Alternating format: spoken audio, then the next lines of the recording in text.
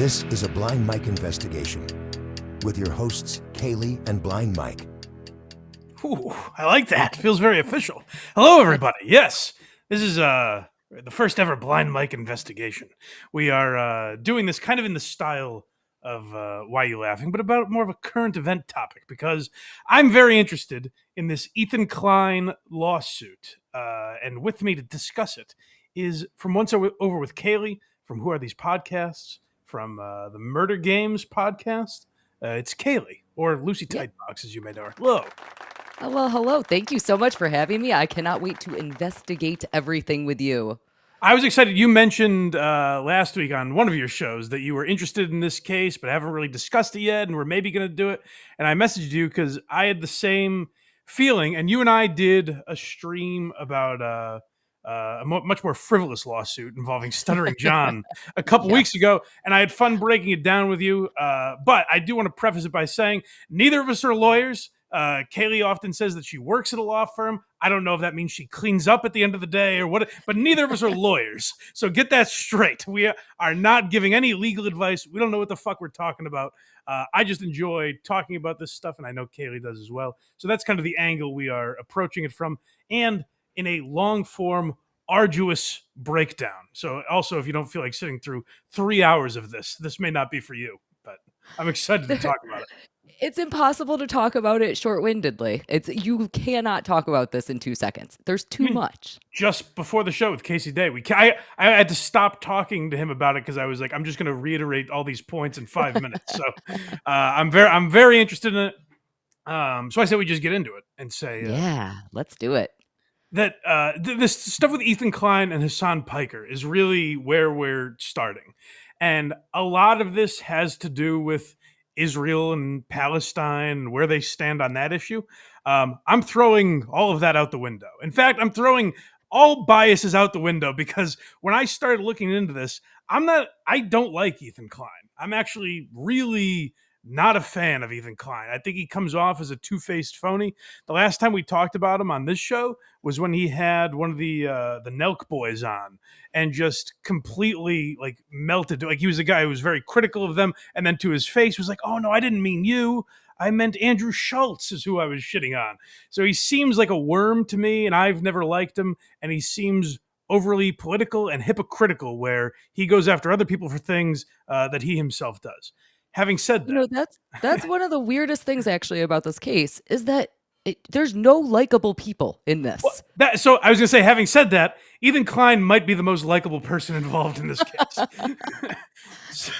So the other thing I wanted to throw out there is I'm throwing all biases out the window, but also whatever your stance on Israel or Hamas or any of that is, throw that out the window as well. Ethan and Hasan both seem fairly radical in some of their political views. I'm an idiot. I don't know who's right or who's wrong. I'm not a guy you come to on foreign policy. So also that I'm eliminating because that kind of comes up in this, but I don't think it has anything to do with the lawsuit itself. So I know people will have biases because of that, but do your best to toss those out the window, I would say as well. Kaylee, how much do you know about Ethan's relationship with Hasan? Because all I really know is that they did a podcast together. They seemed friendly. In fact, they refer to each other as brothers. And then around the time of a lot of October 7th and a lot of that stuff coming up, there started to be a real rift between them. Do you know anything beyond that about these two? Yeah, that's largely the extent that I know. I think it's like the stereotypical like superhero, supervillain kind of story where they were good friends and they worked together, and then they ended up having this divide that they just couldn't get over. And so the two of them, because they took opposite ends of the spectrum on Israel versus Palestine, it completely devolved their entire friendship and working relationship and everything else. Yeah, and that I never understand stuff like that. I guess maybe it runs deeper. It means more to these two guys, so they can't get past that. But I always say with radio, like my favorite example to use is Mike Francesa and Chris Russo would go months at a time not speaking to each other on Mike and the Mad Dog. And it would be because, one of them criticized the Jets or something. And they wouldn't speak to each other for months. But my diagnosis of that is always there's something else going on. It's really that one guy is jealous of the other. One guy does more work than the other. There's got to be something else going on there. I just don't know what that is. But according to Ethan, it really all stems from Israel and Palestine and their disagreements on that. So let's start with our clips there. This is kind of talking about their relationship. After the shock of October 7th, I noticed a huge increase of anti-Semitic comments from Hasan's stream and Discord, including from his head mod. I was disturbed that Hasan was seemingly okay with this.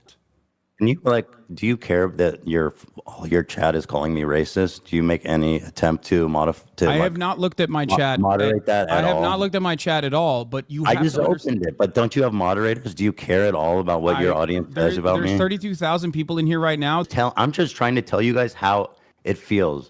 And I'm fucking shocked that you don't care that people in your chat are saying, who the fuck is this child? Cold, arrogant, Ethan, I love you, but there's only so much I can do. How can you be surprised when your Discord is literally full of fucking Ethan, I love you, but there's only so much I can do if you're making that argument. You know that, right? Like Hasan's chat had been calling me a Zionist, baby-killing genocider. Maybe it is unreasonable that I'm asking him to moderate his chat for a friend. He doesn't even know where I'm coming from because it's not something he would ever ask for. And all these other content creators actually, whipping their communities when their chat is going fucking absolutely bananas over random dumb shit and bringing my name up for no fucking reason. That you were just allowing that shit to run rampant in your chat. And I thought that was fucked up. Ethan, I love you, but there's only so much I can do. Especially as someone who thought we were fucking friends. I think that's a reasonable expectation for someone who you consider to be a friend. Yeah, so there's a lot of this where it's just kind of like gotcha moments. And it's like, hey, you said this, but you did this, and I did this, but you said that. And it feels like a lot of just like relationship strain that comes with working someone closely that you end up having disagreements with. So it seems like a lot of that to me, much more than their political disagreements, because they're both very radical left-wing guys, but it comes down to, I guess, leftist versus liberal, which I don't fully understand. They both seem nuts to me.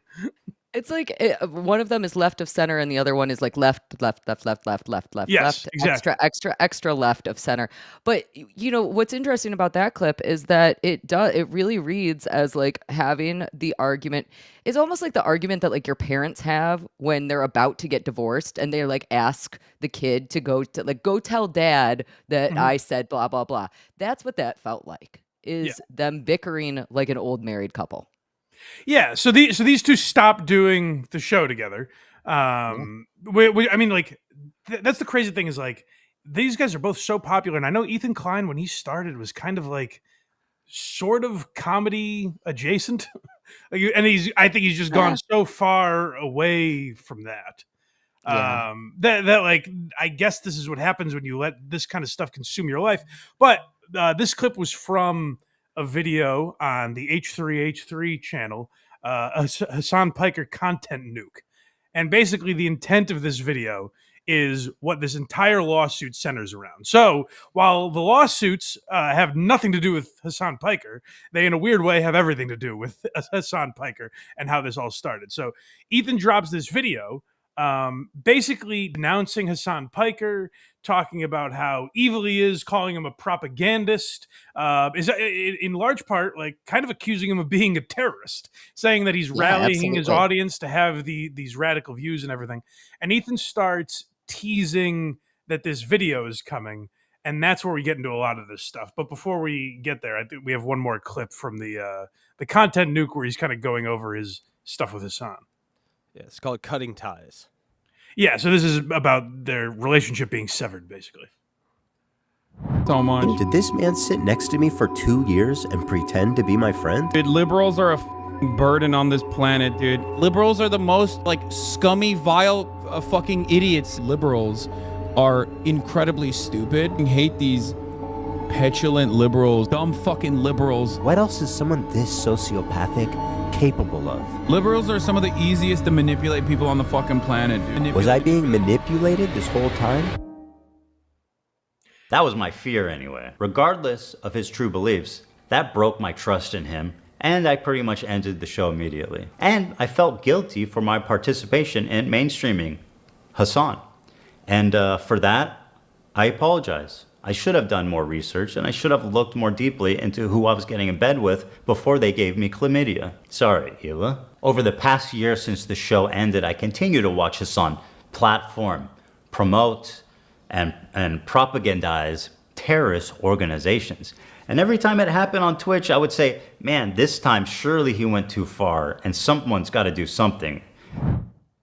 So this is where just like philosophically, I'm not a big Ethan Klein fan. Is just fundamentally, I think I disagree with him on a lot of stuff. Like the way he approaches this thing with Hasan, where he's like, I feel guilty for platforming this man. Like I do a show with your friend Carl, Kaylee. Yeah, If one day we stop doing that show, we'll just stop doing that show. You're not going to hear me go, was he always evil? I don't know. People but would I'm love sorry it if that you I did, though. associated with him. People want you to make that video, Mike. They want you to make that video so bad. All right. Maybe it's coming then. The Carl content nuke. Next clip here is Ethan wants him canceled. Okay, so before we get there, I'll just say that is the Hasan Piker content nuke that is going to be the focus of this lawsuit. But I just want to point out, Ethan Klein, please don't sue me. And I don't think he will, because what we're doing here is playing the clips in short form and then talking about them and giving our opinions and breaking them down. What we're talking about discusses something totally different, I think. But where I'm interested in the lawsuit is, will it ever infringe on like what we do, which I think is a possibility. I am not too concerned about that. I think that Ethan does a really good job. I have read all 3 of the lawsuits, and Ethan does a really good job with his attorneys talking about the lazy react channels, and he uses terminology like that, and he really specifies that the big issue is watching long form content without making any comments about it. Now, I don't know that I fully disagree with the idea that watching an entire video is wrong, but I definitely think that there is some issues if you don't make any commentary about it, which is what the lawsuit ends up being about. Right, of course. Like we watch TV shows on my Patreon, but we comment them, make fun of them, give our thoughts about them. We'll stop them, rewind them, whatever. You're not going to my Patreon to watch an episode of Quincy. You know, Yes. you're doing it for our commentary, but these channels we're talking about get into something different. Yeah, it's like Mystery Science Theater 3000. You know, why can we do that? Why can we make commentary about it? Because we're making commentary and we want to see Mystery Science Theater. Right. We might watch the movie, sure, but really what we want to see is the commentary. Right. So this is now, Casey, is this from his next video, or is this still the content nuke? Okay, let's hear this. I made this video for 2 reasons. First, to stop Hasan infiltrating mainstream media. Hasan has been welcomed by many mainstream outlets. They view him as a friendly social democrat, as someone who's just trying to spread progressive politics online to an important demographic. But we know that's not true. He is not their friend or their ally. If you ever see Hasan rubbing shoulders with anyone from mainstream media, let them know politely, with all the civility in the world, what kind of person he is when he thinks mainstream media isn't watching. Help them understand that his name should be associated with people like Nick Fuentes and Alex Jones, other fringe, radical, political commentators. Number 2, Twitch must be held accountable. Twitch Hold on has real proven... quick. Pause real quick. This is just where I don't agree with Ethan at all. Like, okay, yes, associate him with Nick Fuentes and Alex Jones. To me, that means nothing. To me, that means they're guys that have radical opinions that should be able to have shows. I don't give a shit. This is where I don't, the part of Ethan Klein I do not like, that is basically saying, hey, you know, I guess if you agree with me, you should just contact people and have Hasan deplatformed. Like, no, just because you don't like Hasan, I mean, if he's violently threatening you or something, then yes, that should be taken down. Of course, there's a legal element to that. But if you just don't like that Hasan is saying things about Hamas or Israel, and you want his videos taken down, that to me is wrong. And that's where it's weird that this is going to get into me supporting a guy who fundamentally I just disagree with how he operates. It is the challenge. That is the challenge of Ethan. Is that I mean, there are many challenges of Ethan, but he does sometimes he makes good points, and then other times I could not agree with you more. You said that perfectly. He is so. It's like grating to listen to him say that. Why can't somebody disagree with you? And why do we have to hate that person because they disagree with you? Right. Right. Just saying like, oh, well, he should be associated with Nick Fuentes. Well, he probably is in a lot of circles. Yeah. That, Yeah. that doesn't mean no one should be allowed to listen to his show. I think it's crazy. Yeah. And then I think the element he's about to get into here is there's also a battle with Twitch where Hasan seems to be the darling of Twitch. I know he talks a lot about, is it the CEO, Dan Clancy, that like sang happy birthday to Hasan and all this stuff? Like Hasan is the darling of Twitch.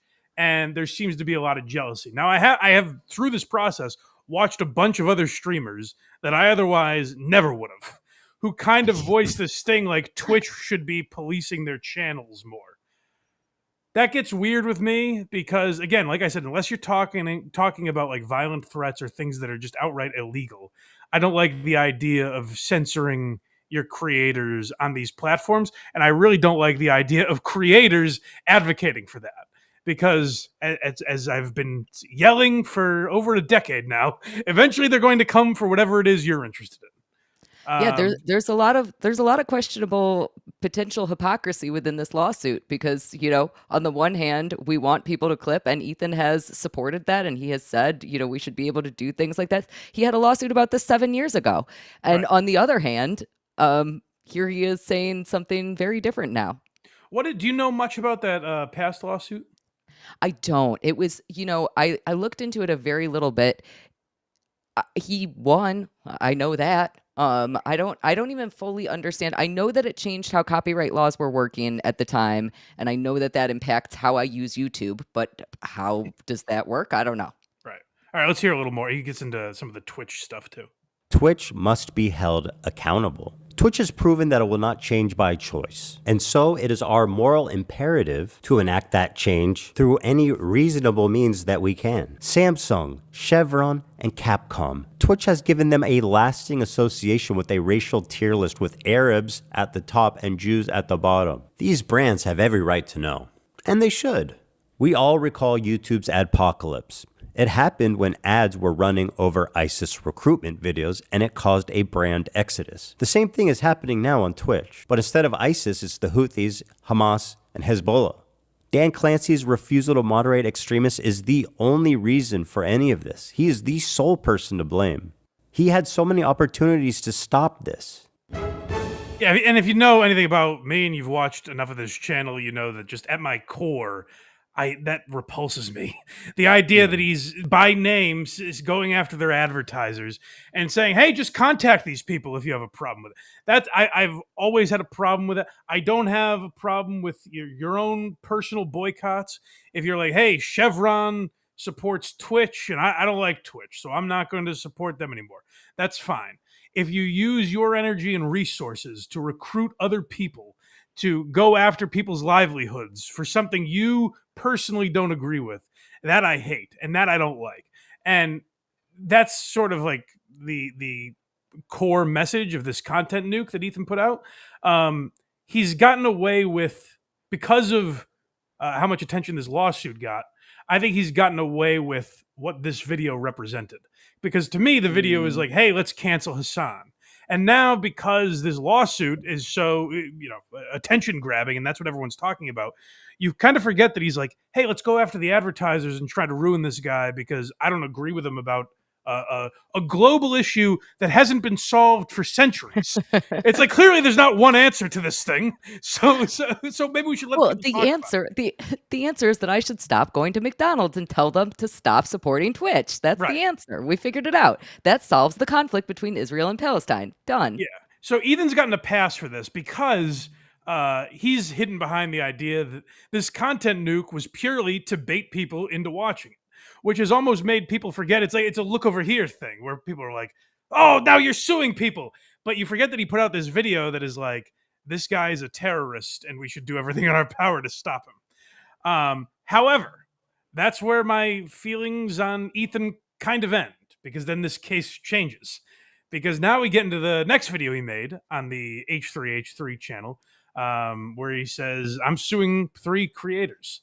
And he very detailed breaks down what happened. So Hasan has his group of people like that he is associated or want him to notice him or whatever it is. There's a bunch of people on Twitch that want Hasan's approval, and they say, or maybe they just agree with him or whatever it is, and they say, hey, like, we're gonna follow Hasan. We ride or die with Hasan. We're gonna support him, and fuck Ethan Klein. And they kind of rallied because they knew this content nuke was coming out, and they said, hey, come watch it on our. We're gonna stream it, and that's where Ethan Klein takes umbrage. It's not that I wanted these people to steal my video. It's that I knew they would. I knew Pause they real would. quick. This is where people are going after him, and I don't have a problem with this, and I don't think there's any way you get him for entrapment here. So he's saying he made that content nuke because he knows people are going to watch it and stream it on their channels. I don't give a fuck about that because he didn't coerce them into watching it. He didn't trick anyone into watching it and not commenting on it. He put this out there, and if in the back of his mind, he's like, I know these motherfuckers are going to stream it and not comment on it. I have no problem with that. If this was a malicious thing out of spite, this is the first time I've ever related to Ethan Klein, where it's like, hey, take down your enemies, brother. I don't give a shit. Yeah, I think that the entrapment argument is pretty absurd. Even if he was, and again, you said it perfectly, even if he was entrapping them by creating the video, all he did was create content. He didn't necessarily say, okay, now watch my content and make some level of commentary or transform it or don't transform it however you want to, you know? Again, this is where I'm a moron. Don't listen to me for legal advice. This is just a layman's understanding of it. Entrapment would be more if Ethan was like suggested in some way, hey, you guys should play that video I made. Hey, why don't you put that? Am I wrong about that? Yeah, and not only that, but I would say he would have to say something like, why don't you guys watch that video so that people don't watch it on my channel? You know, Right. like he would have to be driving them to force audiences to stop watching him and go over to them, I think. Getting someone to do something dumb purely out of spite, this is where I can relate to Ethan Klein. I'm like, good for you, brother. Yeah, go jump off that roof. It'll be great. Yeah. Watch the entire video, add little to no commentary, react to it instantly, giving them no time to form an opinion. The trap was set, and it worked even better than I imagined it would. We captured pretty much every large streamer reacting to it in its entirety immediately after it was published. Now, the thing is, there were a few people that went above and beyond to commit copyright infringement. For example, Denim sits here silently with nearly 50,000 live viewers. That's 30 times her regular viewership. She's working directly with the Snark subreddit moderators to siphon views, and their intentions couldn't be clearer. Here's an excerpt from a stickied post from the Snark subreddit. Hey everyone, we've seen a lot of comments about wanting to watch the nuke without showing support for H3. Here's a list of creators who've supported our sub, either by engaging with us directly or citing our post in their critique of H3. Here they're offering these streamers as market substitutes for my work. This is the cardinal sin of copyright infringement. The Snark subreddit has been a frequent and persistent infringer. That's how I knew when this video came out, the Snarkers were going to encourage, promote, and push streamers to commit copyright infringement. So one thing that I didn't even really catch there the first time, and he mentions Denims. We're going to get to all 3 people that he's suing one by one. But the first thing that I didn't even know that if I caught the first time I watched this was that I think will help Ethan is if that's true, that she has 30 times her usual viewership. Yes. That's going to help him prove that he lost money, that people Yes. otherwise would have watched that on his channel. You are absolutely correct. These are viewers who went there specifically to watch something that the Snark subreddit was promoting as a substitute. And that it could not be more clear. Something that I do have a little bit of an issue with that he says in that clip is he says that the 3 people that he's suing worked directly with the Snark subreddit. Now, that I don't think that he's done a great job of proving. Even what he read as a part of that little post in the Snark subreddit, it doesn't to me say that they were directly connected with each other. And I think he's going to have a hard time proving that. So I am interested in how closely related the moderators of the Snark subreddit are to the 3 defendants in the 3 lawsuits. Right. Well, luckily for him, he may not need to, based on some of the things they've Yeah. said Yep. themselves. Yeah. Yep. Admission and copyright is the next one. Yeah. So this is interesting. Where like this case made me learn a lot about like stuff I didn't know that we deal with. You know what I mean? Like there's a lot to be learned about copyright and what exactly you're allowed to do. And I learned I've been a very good boy. I play within the rules, which is nice to know. But other people don't. You know, let me just talk a little bit about copyright because I think it's so interesting. It is copyright law is intentionally vague. The laws were written in a purposefully vague way so that cases would be looked at on a case by case basis. Because again, there could be situations where you do want to look at somebody's entire other work in order to be able to make commentary about it, because sometimes when you clip things, you lose context. So copyright law is intentionally vague. It does not give us specifics so that when we have situations like this, we can take items to court and be able to see if there were any violations. That's so interesting to me. Like I love that was intentional. Right. Right. And what we're getting into is that there's not a great deal of framework for how this stuff works on YouTube. Like for me, when I do an episode of Why You Laughing, a lot of time, like if I'm talking about Don Rickles, I'll have a couple clips from The Tonight Show or something. And usually what happens is one of two things. Either that video is not able to be posted. It's blocked globally. And I have to put in, hey, I think this is fair use because of X, Y, and Z. And more than 9 times out of 10, YouTube says, all right, fine. And it's usually limited in some form or fashion as far as monetization, but like I'm allowed to post it because it is fair use. There's been rare occasions where it gets taken down, like if I'm live or something, but that usually eventually gets back up. I think the only cases it depends on the distributor. Like I've noticed Netflix and NBC are tough to have anything up from them, and that's probably Warner Brothers. It's just a blanket like take down everything. We don't want to deal with it case by case type of thing. Yeah, it absolutely is. And again, the fair use clause of copyright law is even more complicated. And so platforms like Twitch and YouTube do want to protect themselves because they don't want to get involved in any of this stuff either. They don't want to be the situation that makes the rules change. Right. So we will see what happens, but also they made it very easy for him based on some of their own admissions here. But how do you get the streamers themselves to admit that they're stealing content? Well, guys, if you enjoyed not giving any views to that terrible video, follow, subscribe, throw a prime if you like the content, if you enjoyed your time here. It turns out they just do it for you. You couldn't cook up a more incriminating statement if you tried. Denim's the queen of self-owning. You prevail again. There's one thing about copyright you should know is that you got to register it before you publish to be eligible for statutory damages and attorney's fees, which is the main biting force of a copyright infringement lawsuit. Well, I'm happy to tell you guys now, I, Ethan Klein, have registered Hasan Piker Content Nuke with the United States Library of Congress. And you said you were very interested in that angle of it. Like, why would he copyright it beforehand? My understanding was that it basically just gives him a little more ground, a little more like backing from a legal sense. But do you know any more about why he might do that? So so if you put up a video, so you're putting this video on YouTube, you own this video because you put it up, and therefore if somebody copied it entirely, you might have a copyright claim. That's possible. So you get kind of this like default, I own this, therefore it's copyrighted.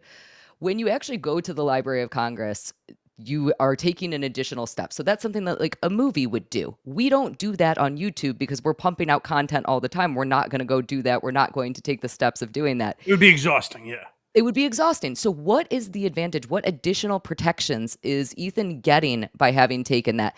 And I think that the additional protections are basically just now he has more ground to stand on. Yeah, he has even more.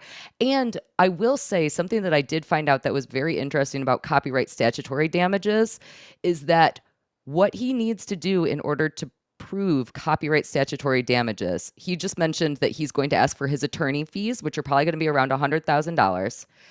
And if he can prove that it was intentional, which is what we just heard Denham saying, Denham's literally said, I'm doing this so you don't watch him. Yes. Then those copyright statutory damages, you get an amount per violation. So in this case, there is one violation per defendant. Each one of the 3 people that he's suing violated once because they put out the video one time.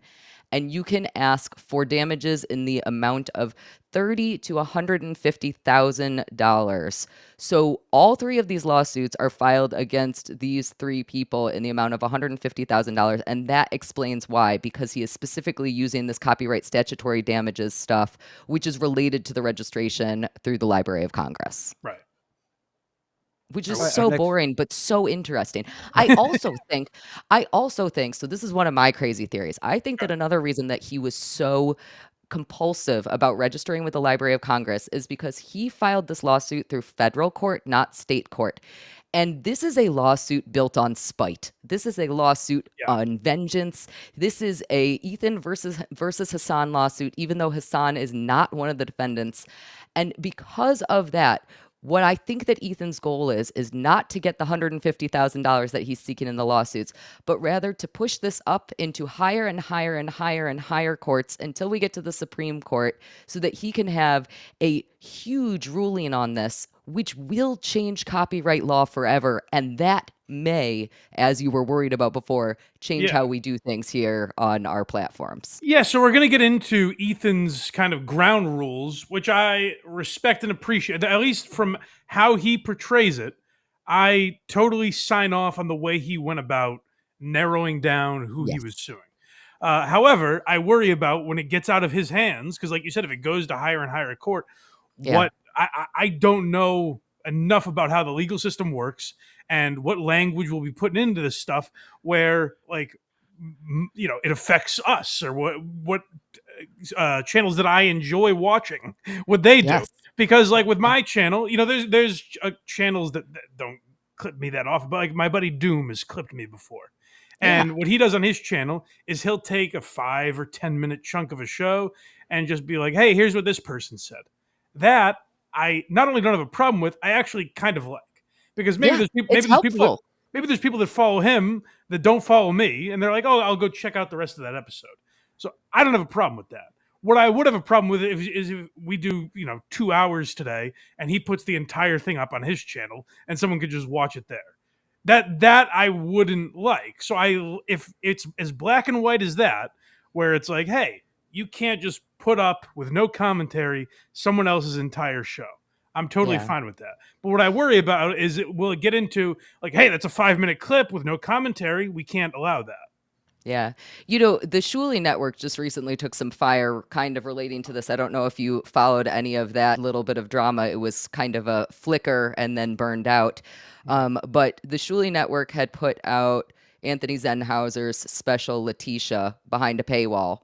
Okay. And then Menser Math posted a quote unquote react video of it where he watched the entire content and allegedly did not react very much. I did not see it, so I have no idea what level he reacted on. But, TSN took some fire because they also love the Clippers. The Clippers are what help them be able to do their job without having to watch 10,000 hours of content. So at what point do you say, okay, this is an okay thing to do and this is a not okay thing to do?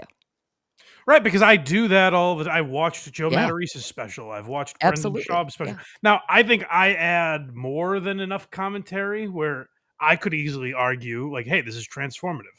But I'm not a lawyer, and I don't know what those limits are going to end up being because they are kind of arbitrary. Yeah, it's not one size fits all. Yeah. Next clip is Purpose. So I think this is kind of what we're talking about here. Like, what was the purpose of this? Even though theoretically I could sue a lot more creators and rake in millions of dollars, but the purpose of this is not financial gain. People like XQC and Asmongold may have watched the entire thing, but I would never sue them just for doing that. I don't want to chill the reaction community into fear. Actually, Pause the real quick. opposite. Casey Day did have a conspiracy theory about this, didn't you? Yeah. I have a few conspiracy theories. Which one do you want? So XQC is a guy, like, Never. and they even show Ethan arguing with him about this very topic. Ethan shows that in the video, but he says, "Hey, the guy reacted enough that he doesn't fit into this lawsuit. I'm going to show him mercy, basically, because I don't want to go after streamers that are kind of doing it right." But Casey was telling me before the show that basically there are some people that think XQC is a big enough channel that he actually could have fought this and, you know, had the money to go back at Ethan Klein and possibly done some damage. Yeah, I mean, he went after 3 of the smallest streamers in this kind of universe for a reason. And those guys, there's clips where if you put their commentary up next to, say, you know, one of the girls, it's not all that different. They're just sitting there Asmongold's just sitting there watching it too for big chunks of it. And so I guess the argument is these guys are as big as Hasan, Asmongold at least is. So you don't really want to make 2 enemies. And so, yeah, no, you're good. But these girls over here, because they said they were going to do it beforehand, they kind of fell in the trap where the richer guys get to walk away scot-free. So I'll tell you, I don't know enough about XQC. I don't have any idea if that is a valid enough. It sounds valid when Casey describes it, but I don't know how accurate that is, like, in real life. You know what I mean? But what I liked about the theory was it is much more adult than what a lot of people did to Ethan Klein. And this is the world that Ethan Klein lives in, and he kind of reaped what he has sown with this, where the response that Ethan got was not that he went after small creators. Instead, they used tactics that they've been using for over a decade and said, "Oh, Ethan went after 3 girls. That means he's sexist." And that was just such a silly approach because I thought it completely invalidated any possible argument they had. And then Ethan threw in a 4th one just to troll them. You know, Yeah, well, we might get there. So, Oh, we're going to get there. Yeah. Oh, we got to get there because there's more accusations. He's not only a misogynist. We have to not forget that. Right, of course. Yeah, so let's continue with him kind of describing how he picked who he went after. I hope that we can all unite against this type of egregious behavior that not only makes us all look bad, but could destroy the commentary community as we know it. Yeah, so I again, maybe it's just lip service because he knows his audience might point out the hypocrisy there. I look at, like, reaction channels because we get that a lot, where I'll put up a clip of me talking about Brendan Schaub, and this has been a rallying cry of Brendan Schaub and his supporters for a long time, is why don't you just make your own content? Why do you have to harass people? First of all, I don't find it to be harassment, but I'm interested in comedy and podcasting and radio, and that's the world I've been interested in for a long time, and I really like talking about it. The reason I wanted to do this episode with Kaylee is because I like talking about that stuff. I don't find it to be any different than what ESPN does talking sports, what Fox News does talking politics. To me, it's just you're talking about the subject you're interested in, and you're playing the clips because it helps add context to it. I because this is newer, people are like, "Oh, it's lazy," but I think you should be able to do it with whatever topic you're interested in. So again, I don't know if just Ethan knew that he would look hypocritical if he went after people for doing that, but I do appreciate him kind of drawing those lines of, like, hey, if you're adding commentary, I don't want to destroy that. Next one's called Dangerous Precedent. Oh, I'm sorry, Mike. Go ahead. No, go ahead. Go on with Dangerous Precedent. Yeah, so this is what could be, how things could change over time. Instead of him. This is not a healthy environment. And with people like Hasan reacting to entire TV shows on stream, my fear is that Sony or Disney comes along, sues everybody, and sets a devastating precedent that could endanger our entire field. Again, this is a spite lawsuit. But yeah, like it's because of he hates Hasan Piker. That's why. It's not because he's worried about copyright law. But what he's saying is correct. That if people do stuff like this, because the streamers he was talking about, some of them just watch I forget what one of them was, like Hell's Kitchen or something like that. Yeah, Like that was Casey Tron. if Lucy, if you and I did a Love Island reaction show, which actually we probably just should do that. It would get I was going to say, why are we not doing that right now? we probably just should do that. But Kragers would love that. Craig would love it. But like if we did that and it was us talking about it and playing clips, I think that's vastly different than someone just Absolutely. playing an episode and watching it. But to Ethan's point, I guess it would be Disney, right? Isn't that on ABC or something? Whatever, whoever owns that would come in and say, hey, blanket statement, we don't want people watching Love Island on fucking YouTube. So we're gonna go after everyone that's doing this in any form. If somebody is going to set a precedent about this, I want that person to be a creator and not to be a corporation. I want that person to be a part of creating YouTube content, short form content, long form content, because they understand what we go through when it comes to copyright. Whereas Disney, Warner Brothers, Netflix, all of those things, they don't get it. They don't get what we are doing because they don't care. And it would be much more dangerous for one of them to come in with a lawsuit and for them to be the ones setting the precedent than it is for Ethan Klein to be setting that precedent. Yeah, and so this is where, like, I have a hard time. I'm supporting Ethan Klein, even though it's difficult. Yeah, I know. because I think he's being phony here. I think the idea of him saying, like, guys, I just want to protect you. I don't want Disney to come in and take all of our content. No, it's because he hates Hasan Piker and all of these other people that are associated with him. That's the real reason he's doing any of this. But, like, if he's at least going under the guise of, I want to do what's right for the majority of streamers, I got to support him. Yeah, I would rather him do it than Disney, and I would rather him be honest about why he's doing it. But I don't think we'll ever get an honest Ethan Klein. So right. Like we're at the first claim, and we also have some super chats. So just let me know when you want to do those. But we're at the first. Okay, claim. we'll do that when we get done with the Ethan chunk, I think. Yeah, so we're talking about Casey Tron here, I think, who you've mentioned. Now for the fun part. Let's take a look at the complaints. And let's start with my favorite of the three, the very own, the prestigious, the highly acclaimed, the highly analytical Casey Tron. A lot of people have been wanting to watch this without necessarily supporting Ethan Klein. So we're going to watch it. Well, that's a really dumb thing to say, don't you think? Why are you so comfortable? We've given each complaint a clever little title, and here's Casey Tron's. She smoked more than she spoke. Casey Tron smokes 42 times during her reaction. And just as a silly thought experiment, we thought, wouldn't it be funny if she spent more time smoking than she did talking? And thinking there was no way that that could be true. Well, we tallied them up, and lo and behold, there's 15 minutes, 40 seconds of commentary versus 18 minutes and 55 seconds. So that's a big part of what transformative content is, where if you're watching this, we've done almost an hour already, and we've played 8 minutes worth of clips, 10 maybe? Maybe, Less, at most. Okay, less than that.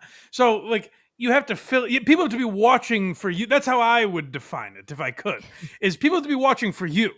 They can't watch for Ethan Klein, like I said about watching an episode of a TV show or something. If they're watching to see what you say about it, then I'm all right with it. If they're going there because they can't afford Netflix and you're doing it on YouTube, well, you're just not allowed to do that. That's these are businesses. That's how they're operating. They should own that stuff.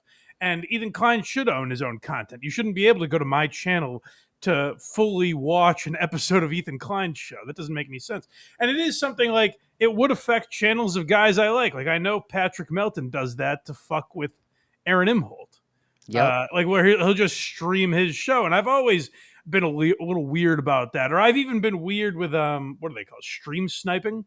Yeah. Where, like, I think stream sniping is definitely going to fall into this. Right, like where someone is live and you're kind of just watching them, and like I said, guys I like do it. They're reacting to it. I do think it is transformative content when they do it, but I've always thought it's a little weird where it's like you're watching this guy's channel in substitute of the person who's putting out.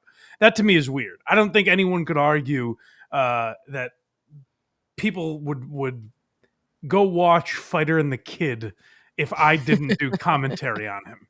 You know what I mean? I think that'd be kind of impossible to argue.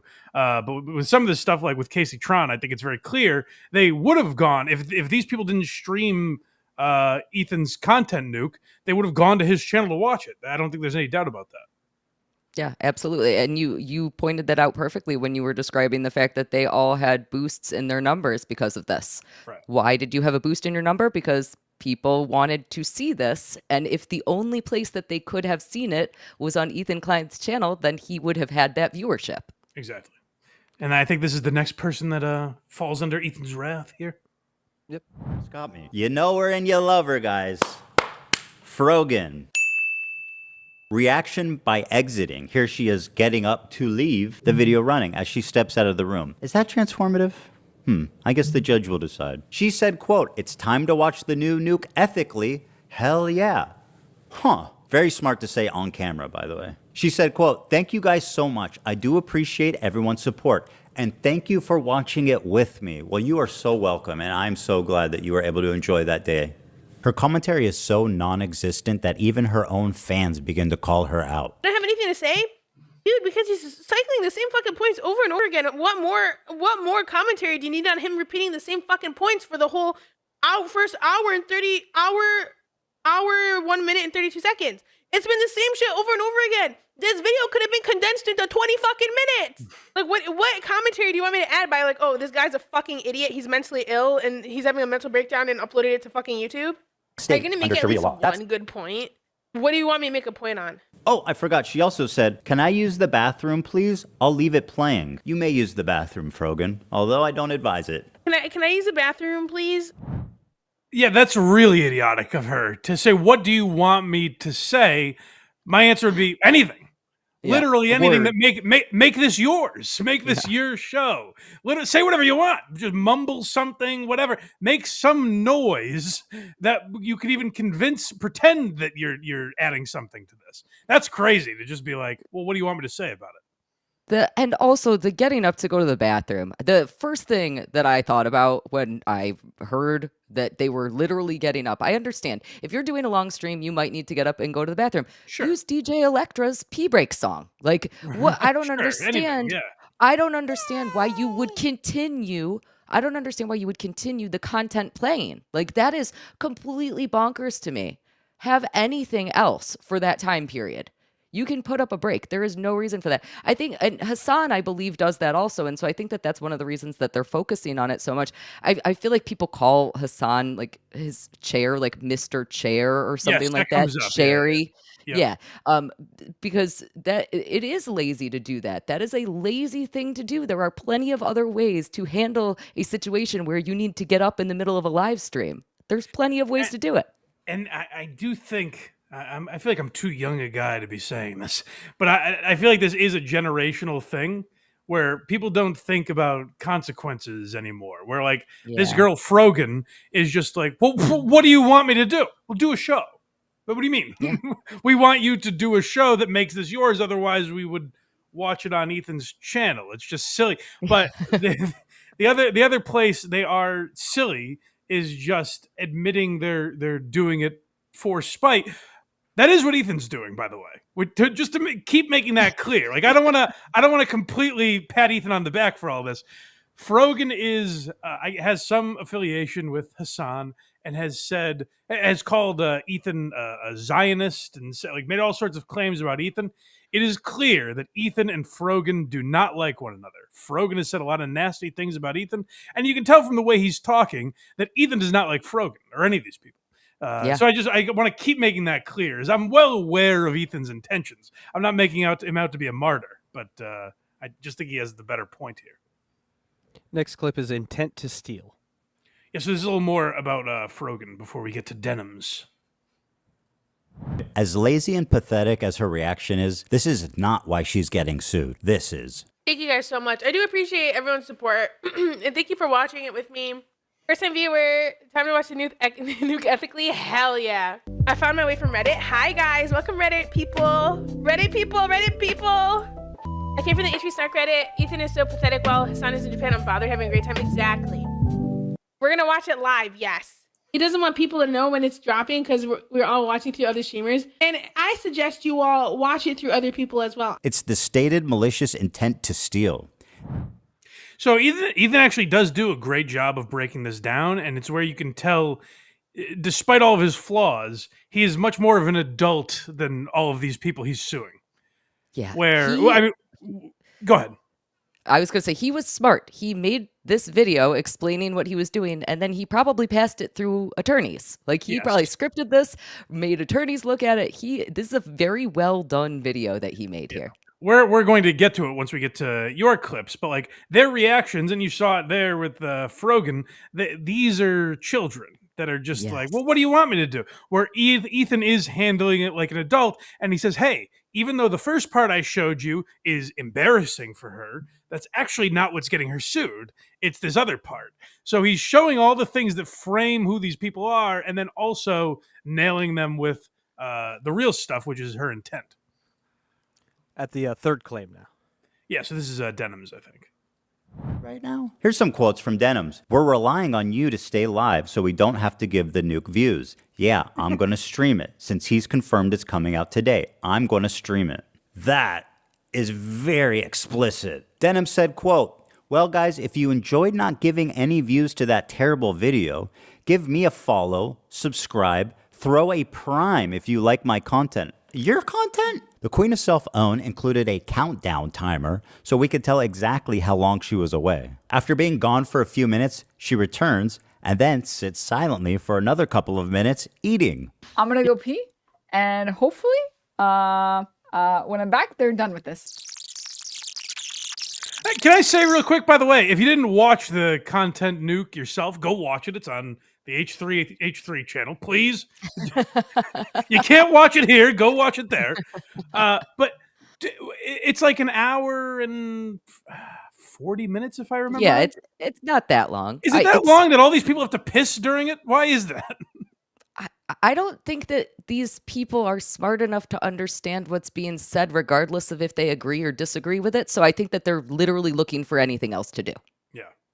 All right, a little more about Denham. Okay. You do look better. Mr. 305. I see it. Dude, you should do this. I have an alternate. He's showing We're how relying on you to long stay this live. girl was away from the screen for. You want to give more views on the nuke? Yeah, I'm gonna stream it since he confirmed it's coming out today. We're gonna stream it. If you want to watch it with someone else who's already watching it. You know, come enjoy the watch party somewhere else. They served this thing on a silver platter for him. They really didn't even did. do the thing. Like, I would be more sympathetic for them if Ethan was going after them. If they did something like, I think what I would do, which I wouldn't do this, what they're doing, but if I were in this situation, you would hear me do something like, oh, guys, come on, don't come to my channel and not support Ethan. That'd be crazy if you did that. Like over-the-top sarcasm, maybe, or something.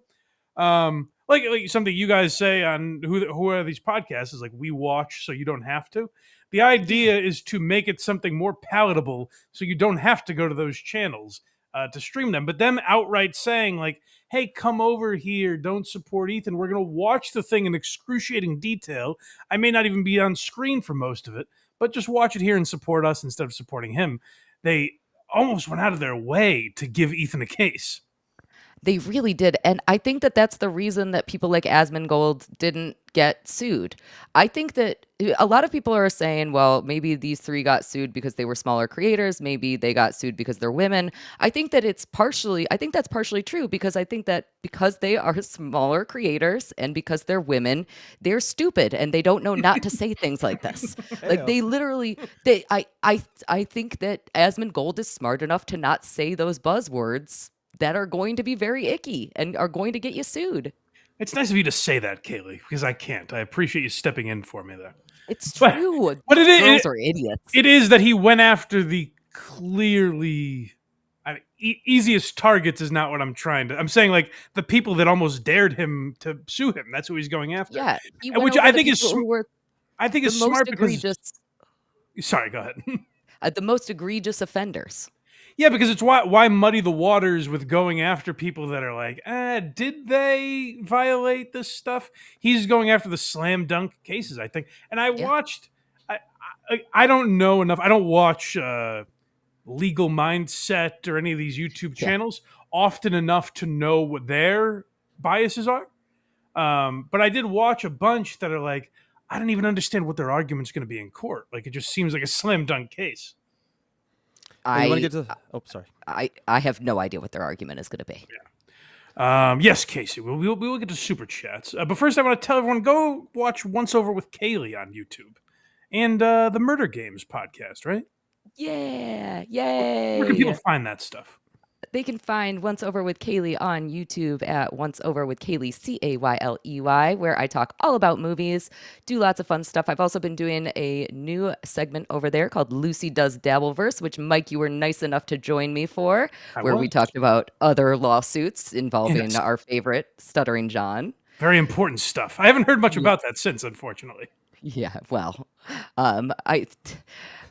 who cares? That's the answer to that.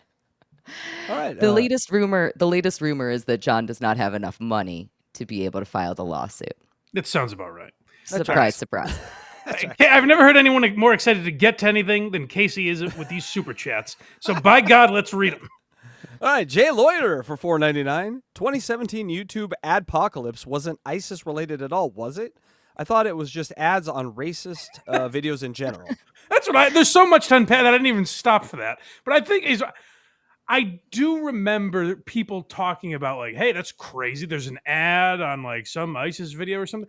But I think it was just that like how crazy it was that YouTube wasn't controlling these ads in any way. You were just getting them wherever. I don't remember that being the core issue of adpocalypse. Hamilton Burger with $5 Canadian. Ethan is like a character in a cartoon who lit a stick of dynamite, knowing that his enemies would steal it to show it off to their audience. Boom. Diabolical. It does seem cartoonish how well they played into his game. They followed the trail of breadcrumbs to the box with the stick propping it up, and somehow they got caught under it. And he had to, he planned this. He mentioned that he had to register this with the Library of Congress to get it copyrighted before he put the video out. So he was planning this all from the beginning. Like, that's insane. That's how egregious what these girls did is like, this is literally a shit. If I was that interested in Ethan Klein, I would have been watching that video. Like, I would have done a stream talking about that video. But I am under no worry that I would be lumped in with that crew, because it's just not what we do here. I talk too much, some say. The great Luigi Greenberg with $4.99. No invite? Just kidding. Ethan is a miserable, unfunny glass of sour milk, and that's coming from a miserable, unfunny one of the tribe. And that's a lawyer, by the way. A lawyer is saying that. So thank you, Luigi. Shuli Madoff with $2. Who's funnier, Brendan Schaub or Shuli? I don't know Shuli's comedy, so from purely podcasting, I would go Shuli. I don't know his stand-up, though, to be fair. Yep, the answer's Shuli. Moving on. Sorcerer, $4.99. Love your takes, Lucy. Bummed I missed saying hi at Hackmania. This is a great group. Are you three together often? Both guys are just out of ideas. Never. We've never all been together, I don't think. No, Yeah, first time, great. but not the last. Hamilton Burger with $2 Canadian. How will this impact Carl posting Stut Joe's audiobook? Well, that's the thing. I would use that as the prime example. Like, Carl won't be able to do that anymore. What he did when he posted Stuttering John's entire audiobook, this is what Ethan Klein is fighting against. It's bad actors like Casey Tron and Denims and Carl Hamburger. All right, and finally here, Jay Loiter again for $19.99. Thank you, Jay Loiter. YouTube and fair use has silly rules. You can watch every episode of Family Guy or every movie on millions of channels. The posters reverse the image or crop it. YouTube can easily see this, but it is selectively enforced. Yeah, so it is interesting just from the perspective of this is going to define a lot of things. And like, YouTube has been around for, I think, over 20 years now. Yeah. But we're still like in its infancy in the sense that we're doing things now that say YouTube is still around in 50 years. It's going to look nothing like we know it now. So we still are in the Wild West. And I think this case, because like you said, Kaylee, whatever we call you, Lucy, Kaylee, whatever. Yeah, like you said, like this is going to provide a lot of groundwork that just isn't there, or a lot of framework that just isn't there. This is going to change copyright law. This is I keep describing this to people who don't know anything about it. This is the Metallica versus Napster of our day. And Metallica versus Napster was a super interesting case because at the time that it was happening, everybody was like, fuck Lars, fuck Metallica, everybody sucks. Why would we ever do any of that? And now looking back at it, everybody's like, oh, wait, maybe Metallica was kind of right about this. Right. And it's going to be really interesting to see how this impacts us in the shorter run and also in the longer run. Yeah, I don't care for how smug Ethan Klein is going to be if he's responsible for allowing us to watch videos. But yeah, I appreciate that he's doing it. Yeah. Kaylee, where do you want to start with your clips here? Well, I think that a good place for us to start is actually going to be with some of Hasan's responses to what the lawsuit was. So I think that we will start out with clip 9. So this is going to be just Hasan's response to finding out that this lawsuit against these 3 female creators was going to happen. Also a lawsuit. It turns out Ethan's initial content nuke, by his own estimation, by his own statements, was actually a trick, was a trap. He wanted to basically sue everyone that watches the content nuke. And he's Mr. Copyright Infringement is trying to litigate the resentment that people feel towards him once again. Now, that I think is so interesting because, again, we had this lawsuit that happened 7 years ago that also involved Ethan Klein. And that, I think, protected our ability to use clips and things. And now Hasan's claim is that Ethan is now trying to take away our ability to use things. Mr. Copyright. Yeah. Actually, Mr. Copyright. Casey, do you have the clip you were referring to? Because I believe I know what you're talking about. And I think I can refute it because this is what a lot of people were playing. And this might lead to that Mr. Copyright, the very cutting Mr. Copyright nickname. I saw a lot of people referring to this and saying like, oh, see, Ethan's a phony. Do you have that clip, Casey?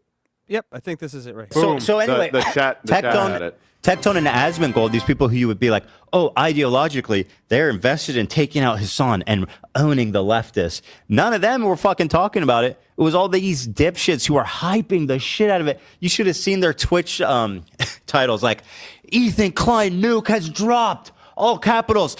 Let's fucking watch. Like, bro, I couldn't have asked for better promotion. You know what I mean? So thank you to them. And thank you for coming and disliking. And even though you guys were so desperate to try to spin the narrative in the beginning, even now, the dislike ratio is like, or the like ratio is like 82%, which in my opinion, with everything considered, is fantastic. It's true. It's not that bad. So, I mean, thank you guys. Thank you so much. I really am grateful for your guys' support there of the video. So people are acting like, oh, well, he asked them to come watch. First of all, I think that's after the fact. But also, the reason I wanted to play that clip was there's a clip from Ethan years ago where, and I think this was when he was still on good terms with Hasan, because he said Hasan was doing something similar, where he told his people, his viewers and listeners, hey, clip channels that clip this show, feel free. Yes, go for it. There was a clip circulating where he said, and a lot of people were pointing to that and going, see, he told everyone to do it. But if you play that full clip, that clip was edited by people that wanted to make Ethan look bad. If you watch 1 second later after that clip, he says, obviously, I don't mean just stream entire episodes. So I think it would be very easy for him to make the argument like, yeah, I'm saying there, hey, you gave me a reason to sue you, which I don't think that will factor into the lawsuit. Again, I don't think you can get him on the spite element of this. Am I wrong about that? I think that you're totally right. I do think, again, though, that talking about is it okay to stream entire episodes is very interesting. And I think that there is something to be said for context and losing context when we clip. And you just gave the perfect example of it. The next thing that he says completely changes what he's saying. Mm-hmm. So will this lawsuit dive into the idea of playing a full episode of something versus playing only clips from it. And that's what's going to be really interesting. That's going to come out of the higher courts, I think. Right. That's where I wonder, like, will it get out of Ethan's hands where people say, like, hey, well, if you play a 5-minute clip or a 1-minute clip, then it's okay. That could change the context or whatever. Yeah.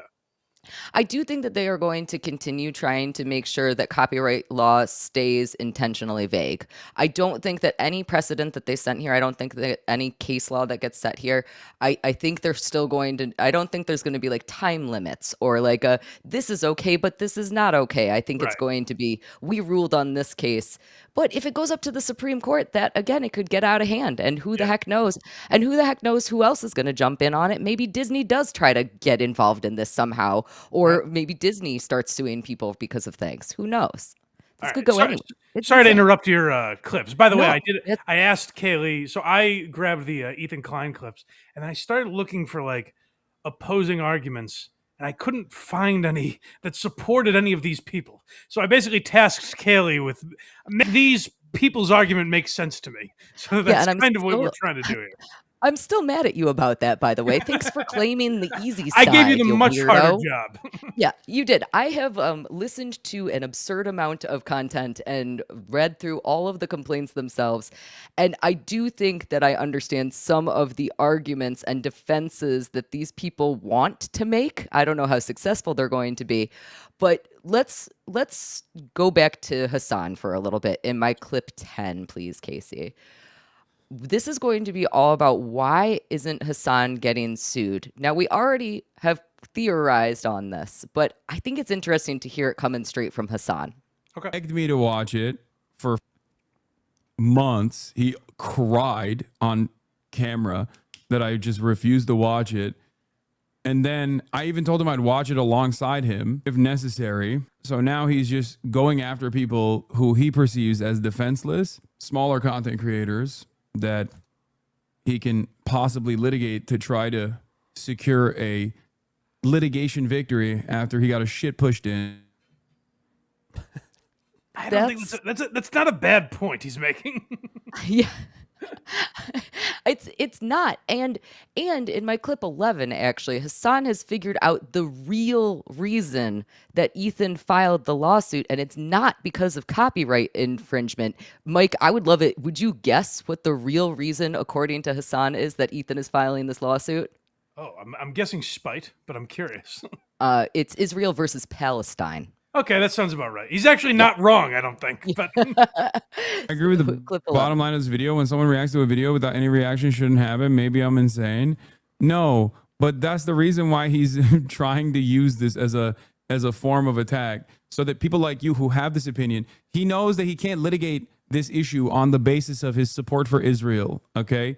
So now he's trying to litigate this issue on the basis of React content, which is more in line with the normal kind of drama that he engages with, and that a lot of onlookers, such as yourself, will go, well, I kind of agree with that. He's 100%. That's exactly what happened to me. I don't like Ethan Klein. I looked at this and I said, well, he's got a point. Yeah. So he's 100% right. I just don't know what like logically I don't know what to, or intellectually I don't know what to make of that. No, you know what I mean? don't like, either. He's absolutely right. Ethan's going after him because they don't like each other, and so he couldn't go after Hasan's, and now he's going after people in Hasan's orbit out of spite. That's true. Not only that, he couldn't go after Palestine, so he's filing a copyright infringement lawsuit. Like, that sounds like the makings of a crazy person, and it is. But it's just crazy to hear. But they're both kind of crazy. Like, I think this is how they both think. Yeah. There is not a single likable person in this bunch. I cannot get over how much I hate every single one of these people. Well, it's similar to like the Rekieta Imholt stuff, where like I'm not necessarily a big Nick Rekieta fan, but I find Aaron Imholt so unlikable and so crazily wrong in his approach to things that I'm like, I guess I side with Nick Rekieta. But I guess this is almost the opposite, where I hear Hasan break this stuff down, and I'm like, he's almost winning me over a little bit. Like I kind of get what he's saying. everybody, the ladies are swooning over him right now too. So As I don't know. am I. Yeah, apparently. Yeah, you're one of the ones. Yeah. All right, I want to talk about these girls a little bit more before we get into the rest of my clips. So Ethan is suing 3 girls. He's suing Denims, Casey Tron, and Frogan. So I just want to explain who they are because they're like dumber than the next. So we'll talk about Casey Tron first. So her main argument against why she is innocent is going to be, well, I don't remember doing this. It's wild. A wild defense. It's wild. And that's obviously not a legal defense. No. But at times, her defense is also things like, well, this lawsuit isn't about copyright, it's about incels. And I can't be held responsible for things that I'm not conscious for. And we are going to get to watch videos of her explaining all of those things because she is the only one of these 3 girls that was dumb enough to go online and immediately respond to everything and talk all about the lawsuit, which she absolutely, her chat the entire time that she was live was like, stop talking about it, stop talking about it, stop talking about it. Talk to a lawyer. I was And going she to say, working around lawyers, if you know, do most of them advise, like, just go out and say a bunch of stuff about it, like publicly? Just go talk online about it. You were just bringing up Aaron Imholt. Just stop talking, you idiots. Stop talking. For 1 minute, stop talking about anything. And Casey Tron went live for like 3 hours about this. And she said some very not great stuff. And I can't wait to get into clips with her. But before we get into her, let's talk about the other 2 girls. So we also have Denims. And Casey Tron might be the dumbest. Denims is a little smarter, but she might be the most insane. Okay. Like a year ago, she offered $30,000. Allegedly, she offered $30,000 to anyone who could make Asmongold disappear. Okay. And she was trying to sue Ethan for defamation a while ago, but ultimately she abandoned that lawsuit and she returned crowdfunded money because she knew that it was going to be an uphill battle to prove. Basically, she knew that she had nothing. Okay. Now, she has not publicly responded about anything yet, but what all 3 of the girls have done is created GoFundMe. So I think we'll get into those numbers in a minute, but let's talk about Frogan for a second before we do. So Frogan has a very interesting problem that she has created for herself, which is that she removed all of her VODs from Twitch, which means that she is probably going to get in some extra trouble because she effectively is destroying evidence here. Right. She also, I'm very interested in her. She got, I think she also has not publicly responded to this, but she has created a GoFundMe also. And she got a very high top contribution to her GoFundMe. So maybe we can look at those numbers and talk about them. So all 3 of them have GoFundMes to support their legal battle. And Casey Tron currently is making around $43,000 in her GoFundMe. Frogan has about $34,000 and Denims about $38,000. But Frogan, of her $34,000, she got a $10,000 donation, which if you are so pro-Palestine and you have $10,000 to throw around, wouldn't you donate that to somebody other than this random chick on the internet? It's also hilarious to make this like, I'm pro-Palestine, so that's why I have to donate to Frogan. That's why I'm going to, to Frogan. She streamed Ethan Klein's spite video against Hasan. It's completely crazy. These girls are insane. But again, Casey Tron is just, I could talk about her for 4 hours just because that's how insane she is. So what we're mostly going to be looking at with my clips are going to be her arguments about what is going on here. So can my clip I just ask one thing before we get into her? Yeah, of course. With Frogan, the destruction of evidence, would she have a defense where it's like she deleted it from her channel, but it will still exist within Twitch somewhere, right? I don't think that she will. And a big question has actually happened with Frogan. The big question is, she regularly deletes her videos of the day. She regularly deletes her VODs. So did she do it before or after she found out about the lawsuit. And it turns out that there's a lot of evidence that she did it after she found out about the lawsuit. And that is going to be where her problem is that she found out that there was a lawsuit and then she tried to hide stuff. Okay. So she's gonna have an uphill bet. There's 3 separate complaints. So there is a complaint against each one of these people, and each one of the complaints details all of the things that they did in their video. So for example, Casey Tron's complaint says Casey Tron took 42 bong hits as opposed to, and they have a table that explains exactly how much time she was spending talking about things versus how much time she was taking bong hits. It's actually quite hilarious to read these. Yeah. So in my clip 1, this is going to be Casey Tron's first read of the lawsuit. And I will point out before we start this clip that if you have never seen her before, I will warn you that she adds fart noises to all of her videos. Oh, good. Which is actually referenced in the lawsuit. So at one point, the lawsuit reads, Casey Tron peppers her group viewing session with the sounds of loud gastrointestinal emissions. So this is That's always the best with any of these lull suit type cases. The best part is always like having to explain the context of any of these shows. Like with us, it's like, why is Cardiff Electric a potato? Yeah. You know what I mean? Like having to give context to any of this is hilarious. Yeah, it's amazing. It's absolutely amazing. So this clip is going to give you an idea of how stupid she is, because she gets confused about the introduction of the lawsuit, and she doesn't understand why a lawsuit would reference things that happened in the past, since it's supposed to be all about her. Okay.